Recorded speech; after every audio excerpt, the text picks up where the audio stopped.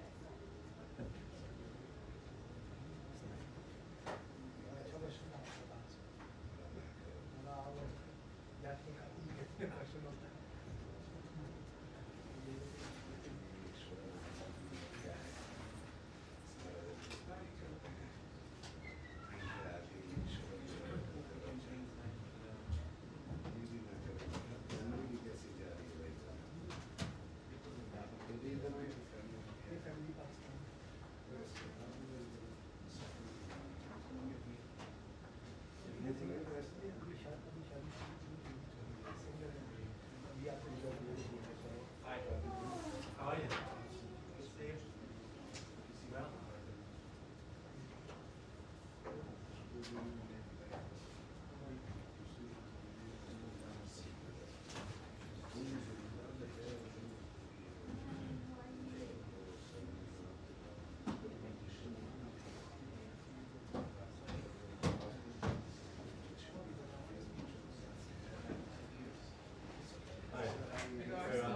Thank you, appreciate it.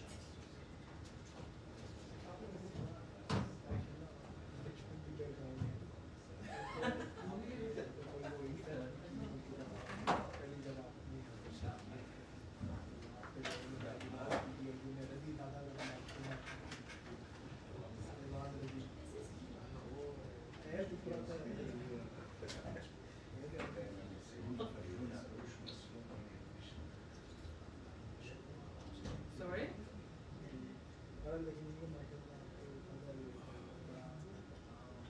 Mine is not that hidden actually, pretty well known.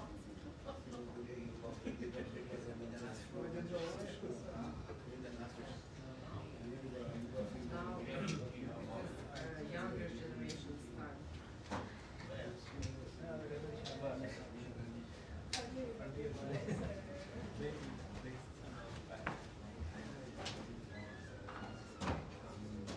Thank you, appreciate it.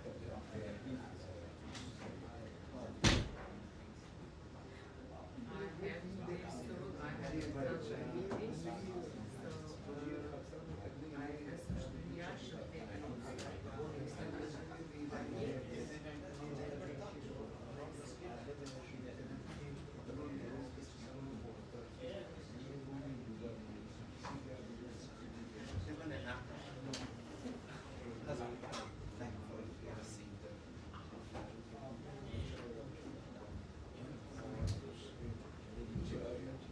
From the Italian TV. I stay.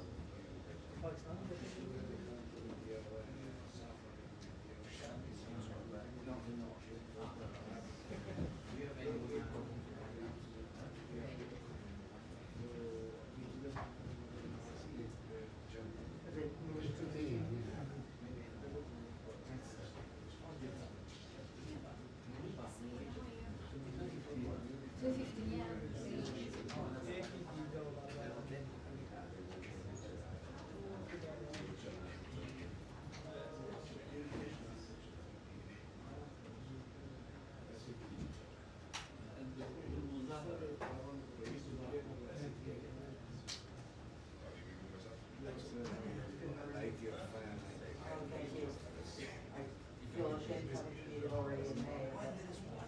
Well, yeah, there's this. A little, TI.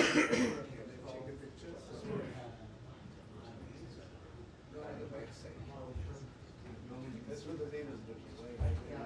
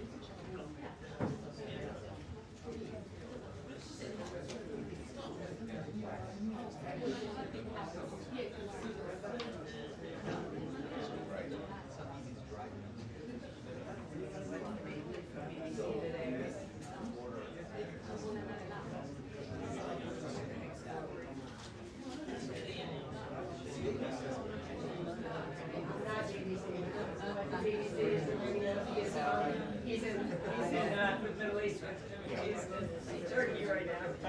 Tommy gets very annoyed if you won't move. Huh? She's not in. But she's not here. She was very upset about you won't move. He's not here. Tom is traveling. Huh? Tom's traveling. Tom's traveling, yeah. I don't think there's anybody else.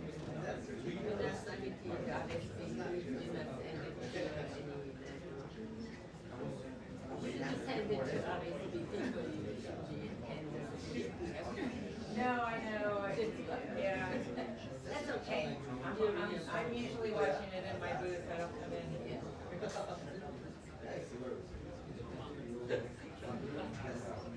There's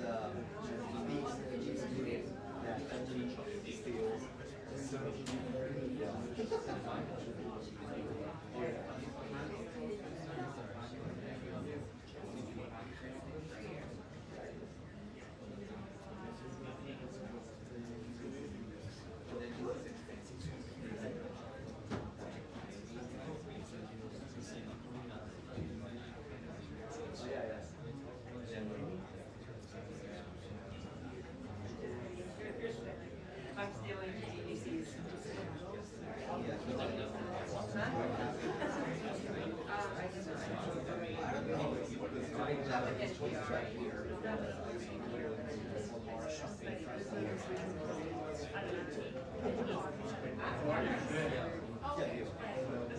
He's on the third way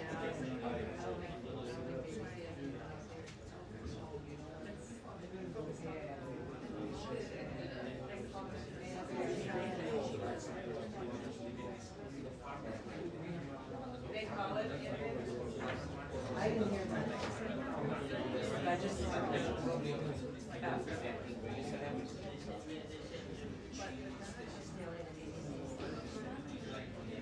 Hi, how are you? This is not the tip you'll miss. I know. Huh? Yeah.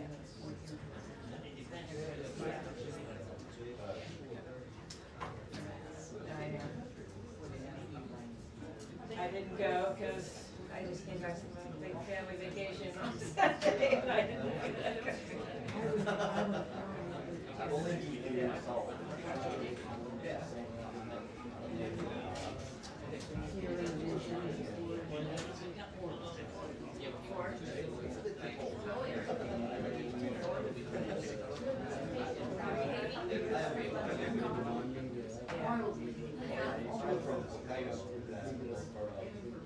Well, the secretary, the folks, they all met him in Hershey, I think. But he gave. Yeah, he did.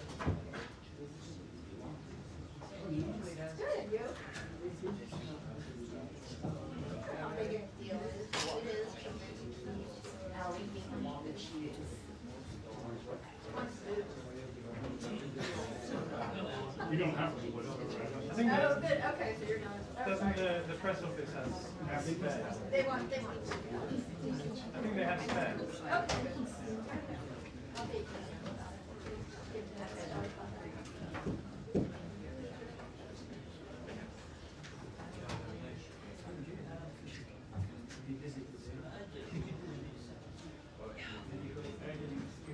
Are you sorry you're not interested? I am.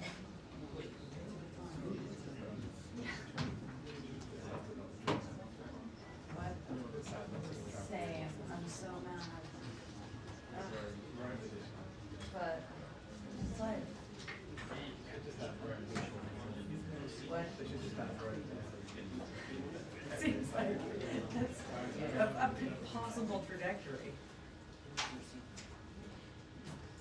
How's the baby? Great.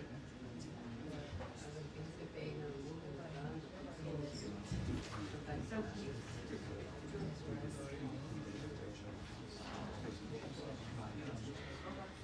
Yeah, I'm sure there'll be,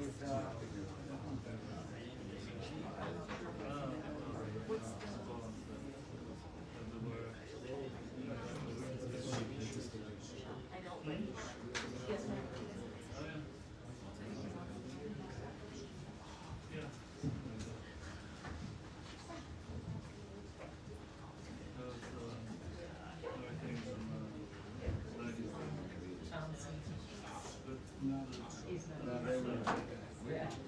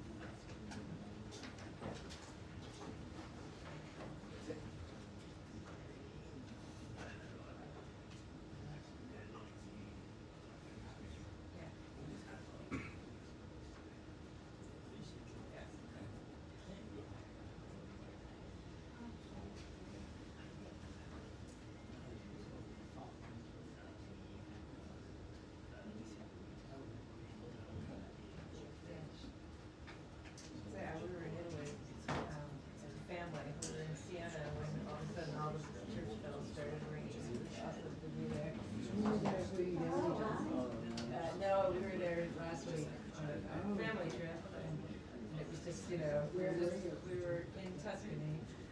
And so we were just like on a day trip to Siena for the day, and all of a sudden all the bells started ringing. So we're going. Huh? Did you see the Yeah. Oh, no, yeah, I saw the flames for it. Yes. Yeah. You been there for it? Yeah. Years ago, it was my favorite vacation. Yeah. My niece is going to be working in that area this summer, so she'll get to go see it. I think before. We stayed, my mom got like a villa off of an auction that she went to. So it was a villa for a week with a chef and everything. So it was my mom and dad and aunt and uncle, my brother. Yeah, so it was just like the adults, the kids.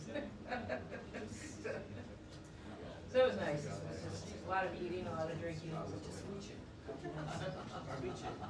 Yeah. Yeah, that Lima trip was a little more adventure. This was a little different because when you family and it's not so local. Hello, everybody. Hi. Hi. Again, my name is Tommy Piggott, Principal Deputy Spokesperson for those.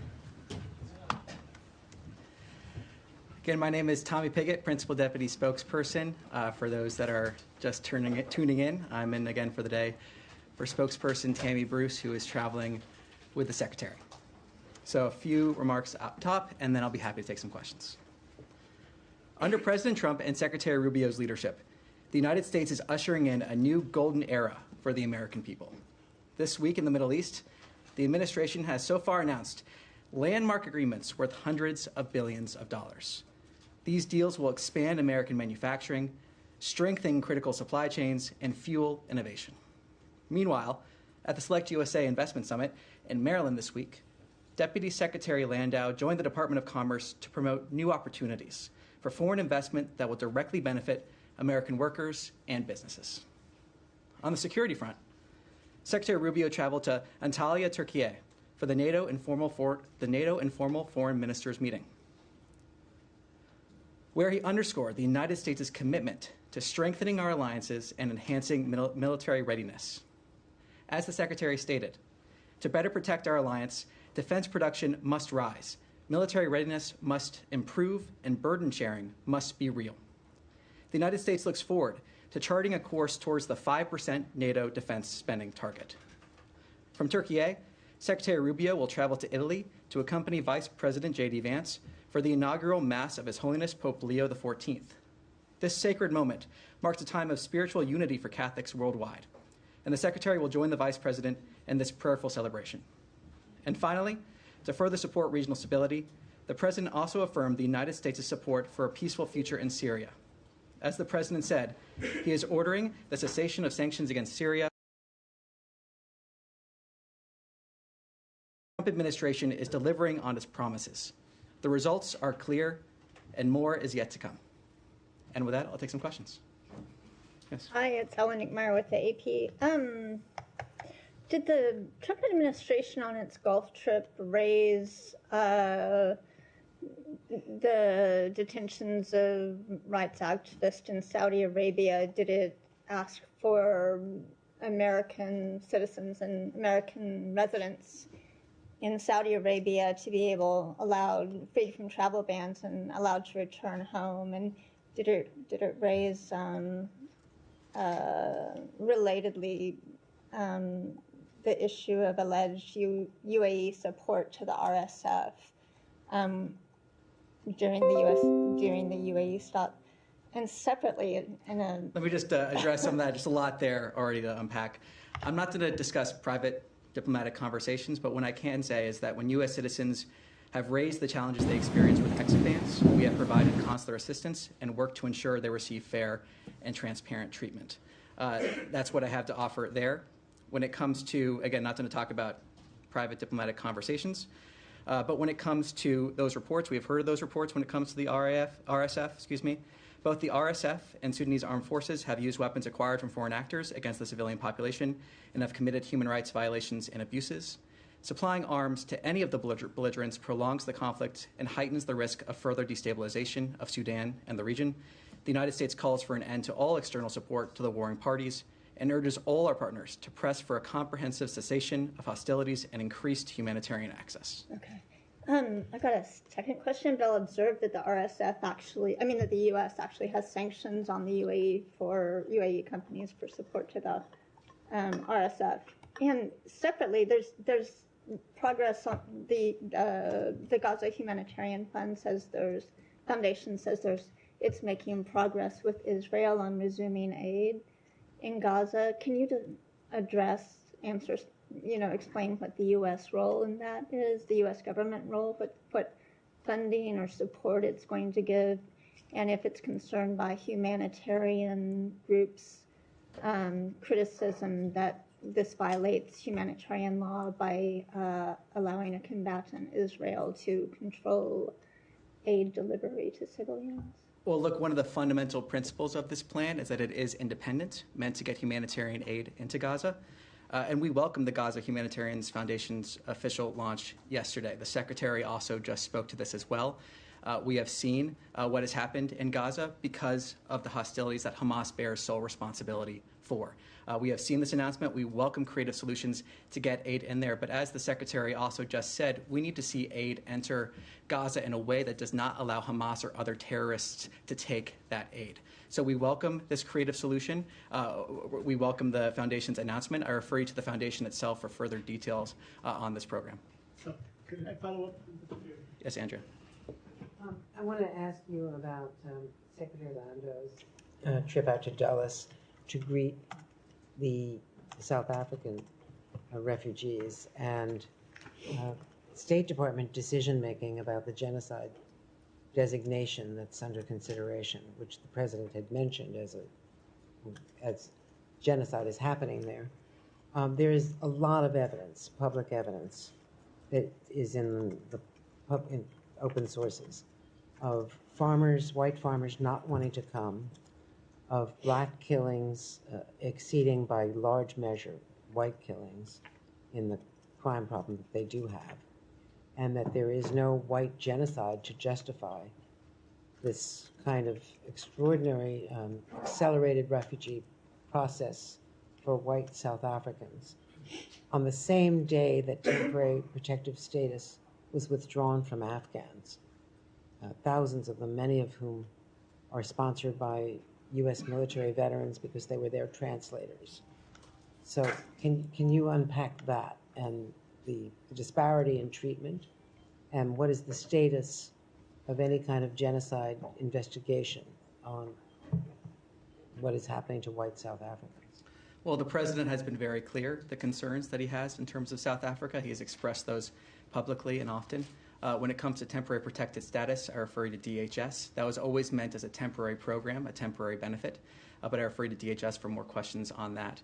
Again, when it comes to the new arrivals that we saw, what we saw was a president who identified a priority that we fulfilled here at the State Department. And what's also clear is that the refugees that arrived met the same standard that is across the board for refugees. They met that standard.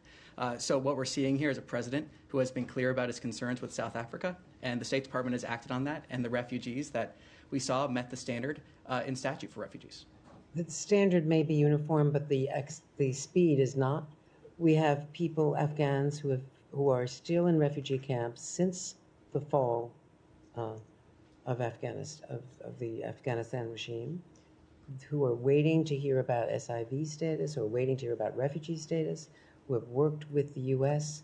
They are in Doha, they are in Albania, they're in Pakistan for years waiting to get the kind of treatment.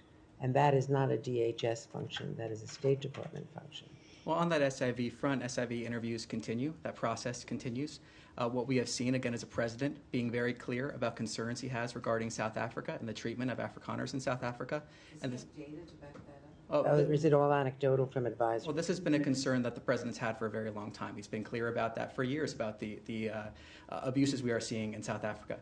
So this is a priority outlined by the president. The president then direct the State Department and others to implement that priority, and we're seeing the State Department fulfill those executive orders. Is there a formal genocide investigation underway at the State Department? Like, again, the President has spoken to this. I refer you to his comments. Nothing further to add on that front. But Tommy, just to follow up, I mean, what evidence can you share today from the podium to underscore there's a genocide going on in South Africa against the white? Well, look, the President, again, has been very clear on this. I refer you to his comments. When it comes to the treatment of the refugees that we saw arrive, that is that same standard in statute for refugees. Yeah, but And there what were evidence do you harrowing stories that they told about the treatment that they suffered. So what we are seeing is a problem that's been identified by the President and the State Department fulfilling those executive orders. Again, we have heard these stories that have come through. The refugees there met the same statute for refugees that is uniform and standard, and that'll continue to implement the President's priorities in this regard.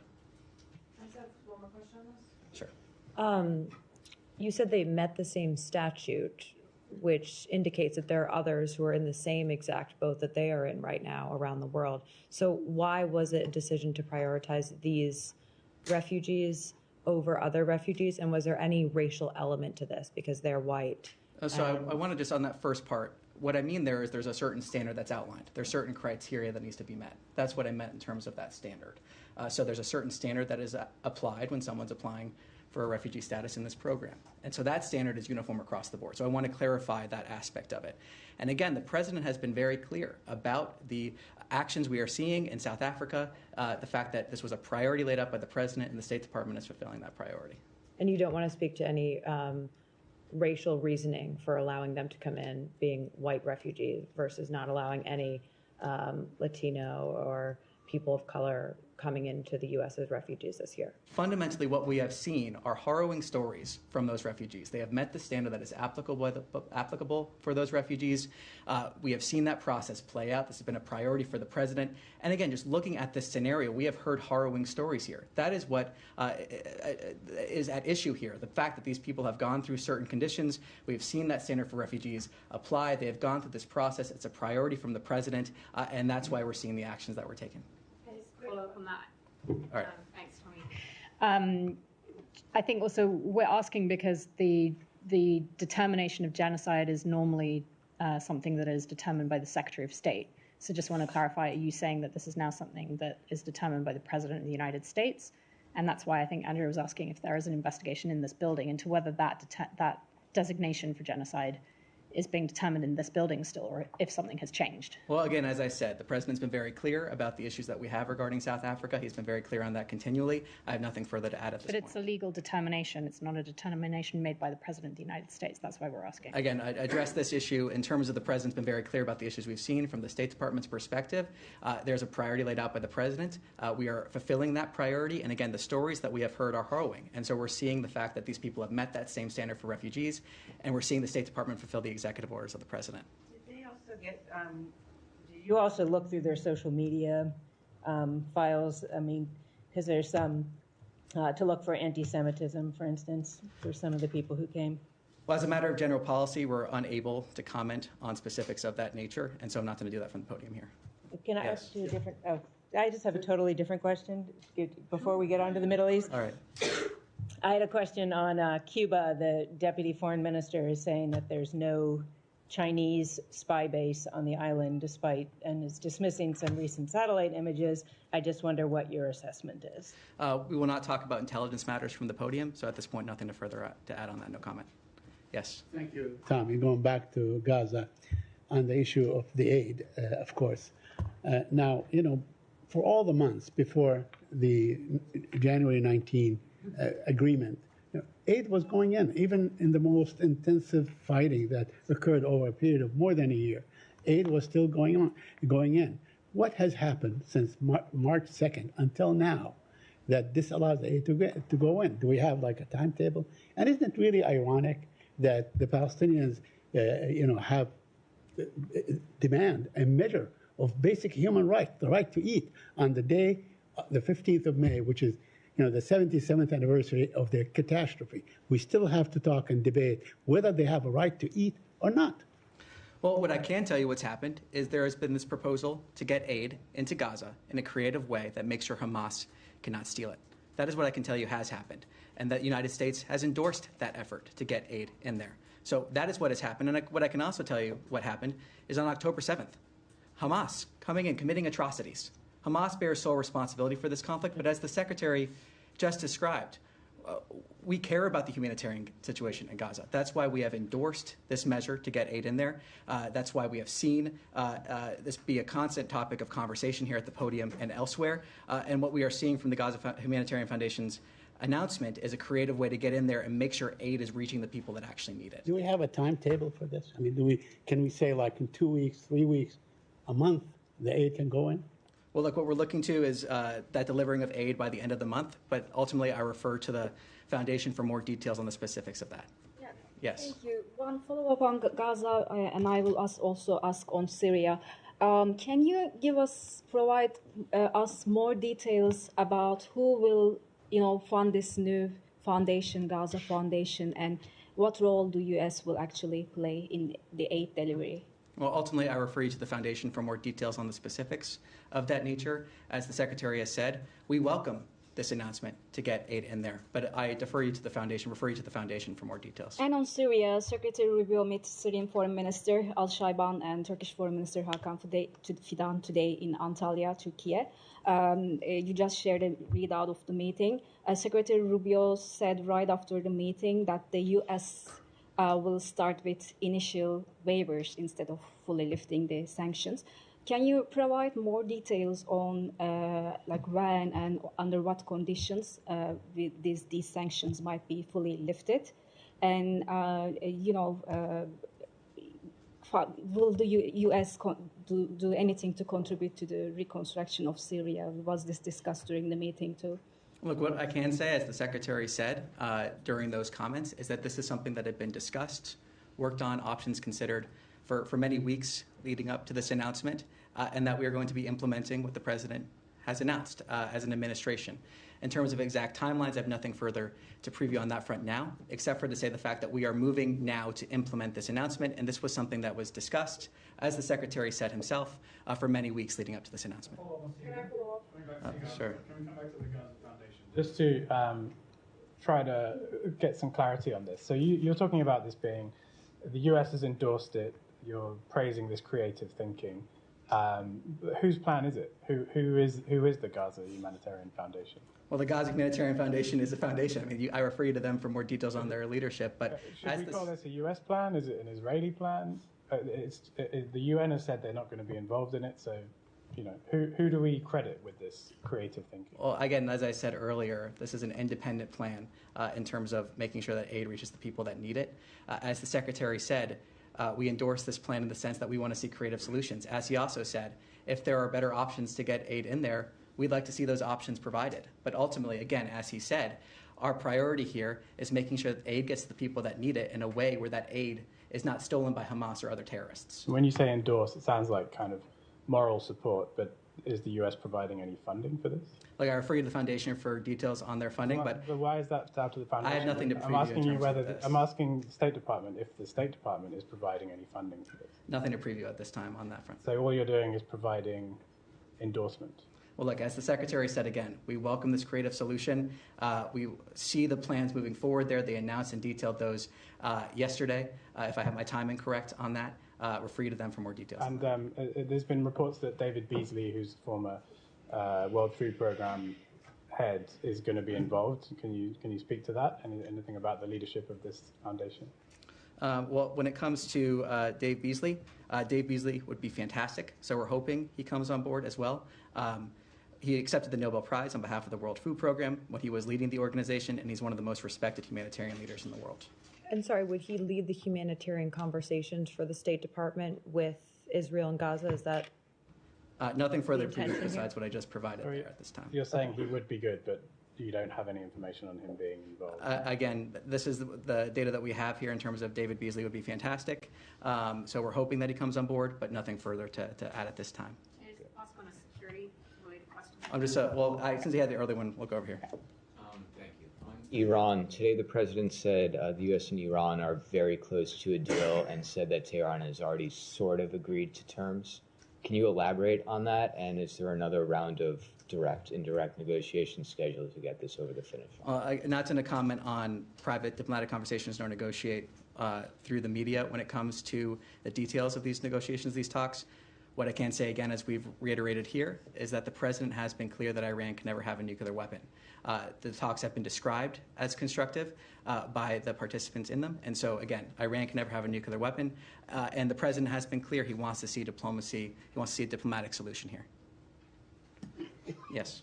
Tommy, can you speak to the remaining meetings for Secretary Rubio in Turkey and in Europe? I think you just mentioned his trip on Sunday, or the trip regarding the Vatican.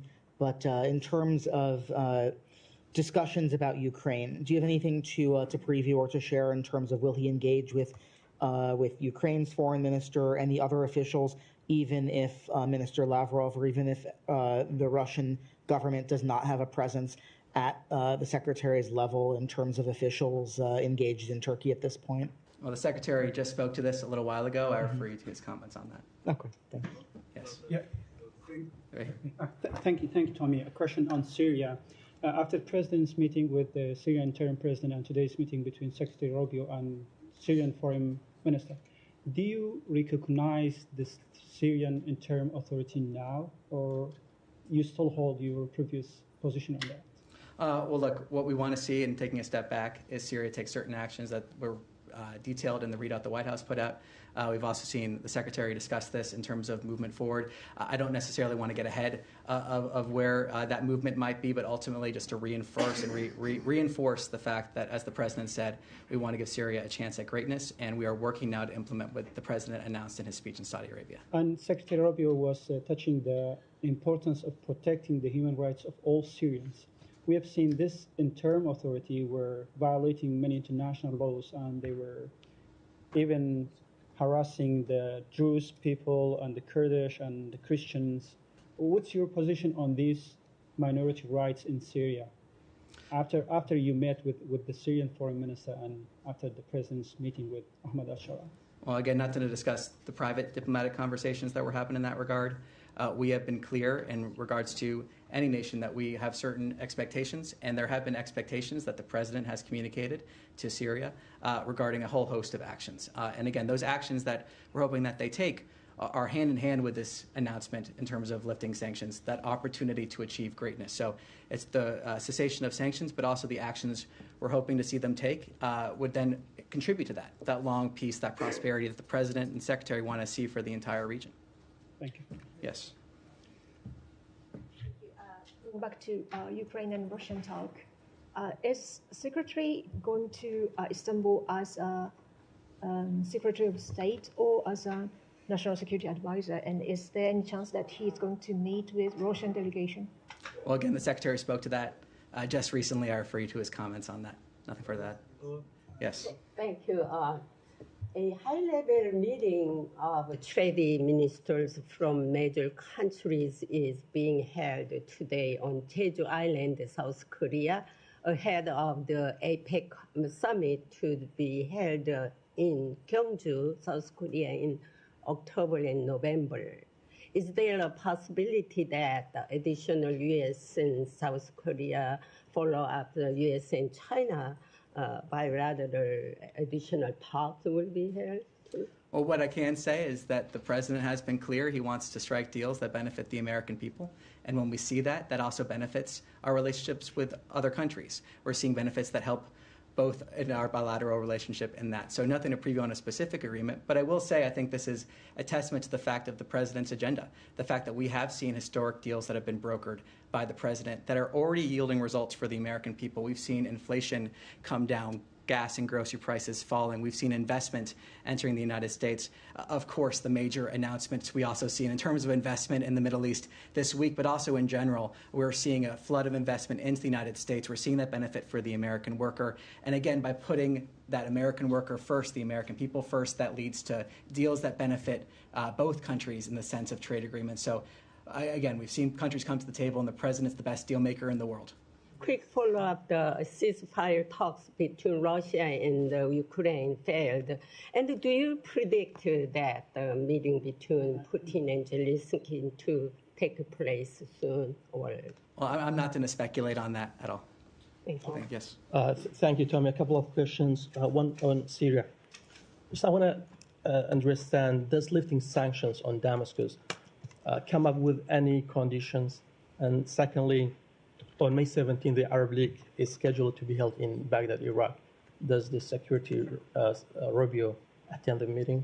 Nothing to preview on that second question. Again, on the first, let us reiterate what the President said. This is about giving Syria an opportunity for greatness.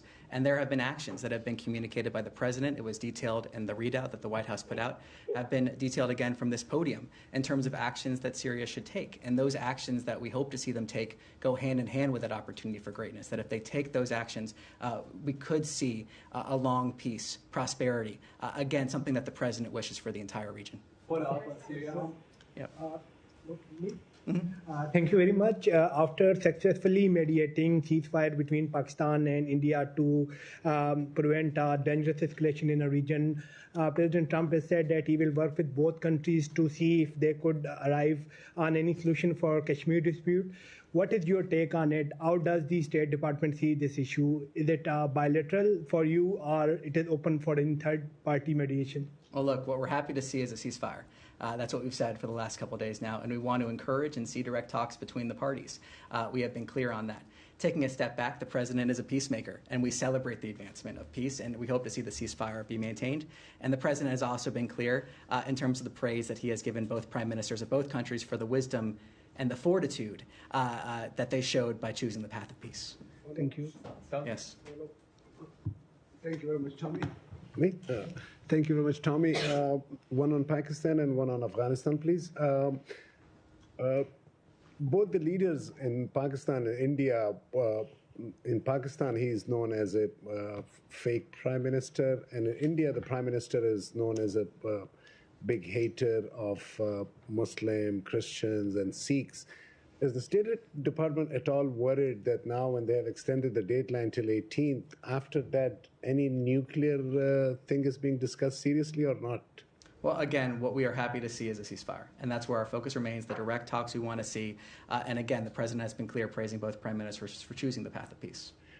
Second one on Afghanistan, please. Afghan girls are now without education for 3 years. Has the President or the Secretary at all entrusted in that country's girls to get educated and work towards their children not becoming terrorists again? Something like that? Well, look, we've spoken at this before in other avenues. What I can say, again, is that when it comes to our national interest, when we're looking at our national interests, we're going to continue putting America first, but nothing further to add in terms of that question there. Thank you. All right, thank you. Thank you very much.